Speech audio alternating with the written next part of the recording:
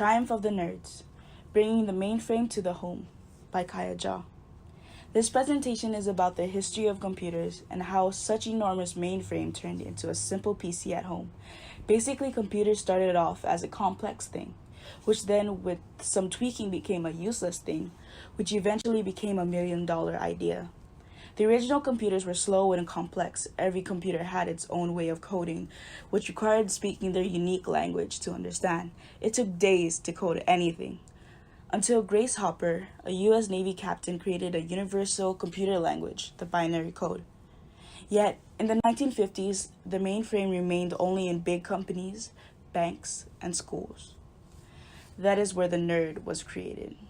Nerds were fascinated by the technology and yearned to have it more accessible, to have them at home. In order to do so, miniaturization of what makes the mainframe so big was necessary. The valve became the transistor, and the transistor became the microprocessor, or the chip. On January 1975, Ed Roberts created the first personal computer, Altair. The calculator was so tedious to use, it was practically useless. A solution was needed to make this big box more useful.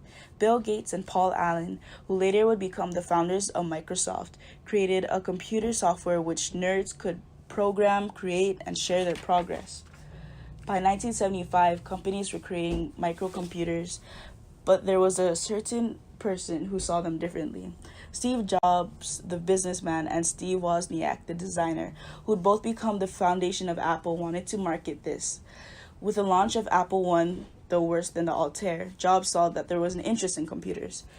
In the launch of Apple II, at an exhibit, computers started to become widely popular, sparking the constant evolution of computers. The mainframe would have never made it to the home without the help of the intrigued nerd that kept inventing. Eventually, tech became marketable.